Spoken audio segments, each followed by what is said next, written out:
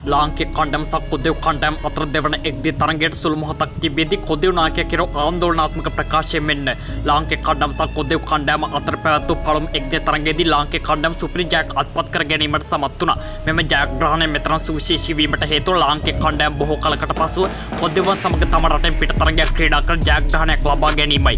මෙම තරඟයේදී අපිට ලාංකික කණ්ඩායමේ ලොකු වෙනස්කම් කිහිපයක් දැක බලා ගැනීමට ලැබුණා. ලාංකික කණ්ඩායම මෙම තරඟයට සහභාගී වුණේ පෙර සිටි දුර්ලභ කණ්ඩායම ආකාරයෙන් නොවේ.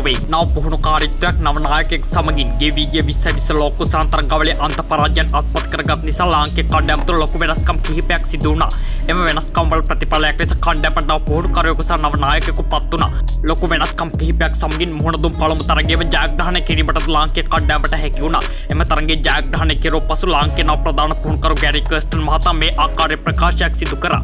මෙම ජයග්‍රහණය අපි උසස් විදියට සමරන්නේ නැහැ. මොකද මේ තවත් එක් ජයග්‍රහණයක් පමණයි. මම කණ්ඩායම බාරගත්තේ එක තරගයක් ජයග්‍රහණය කිරීමට නොවේ.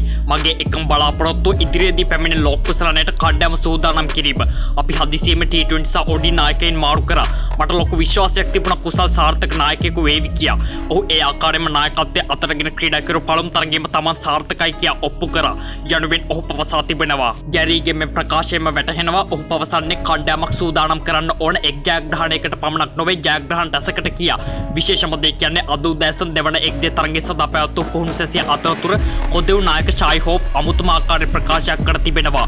ඔහු එම ප්‍රකාශයෙන් මෙවන් දෙයක් පවසා තිබෙනවා. පළමු තරගයේ පරාජය වුණා කියලා කණ්ඩායමක් වශයෙන් අපි දුර්වල වී නැහැ. මෙම පරාජය අපිට උගන්වන්නේ තවත් එක් ජයග්‍රහණයක්.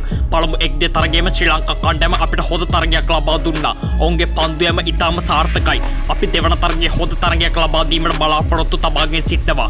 නමුත් අපිට සාර්ථක වීමට අපහසුයි ඔවුන්ගේ වේග පන්දු යවන්නන් ඉදිරියේ. විශේෂයෙන්ම දුෂ්මන්ත චමීර ඔහු පසුගිය තරගයේ සුපිරි පන්දුයමකට නියත වෙමින් අපේ පිටිකරුවන්ට හොඳ තරගයක් ලබා දුන්නා. අපි මෙතනදී බලන්නේ ඔවුන්ගේ පන්දු යවන්නන් දිහා පමණයි. මොකද ඔවුන්ගේ පිටිකරුවන් අසාර්ථකයි. ඔවුන් යම් කිසි ලකුණු ප්‍රමාණයක් රැස් කරනවා නම් ඔවුන් ඒ සඳහා වැඩි පන්දු ගණනක් යොදා ගන්නවා. අවසන් වශයෙන් මම පවසන්නේ දෙවන තරගයේ ජයග්‍රහණය කරන එක තමයි අපේ කණ්ඩායමේ සියල්ලන්ගේ බලාපොරොත්තුව.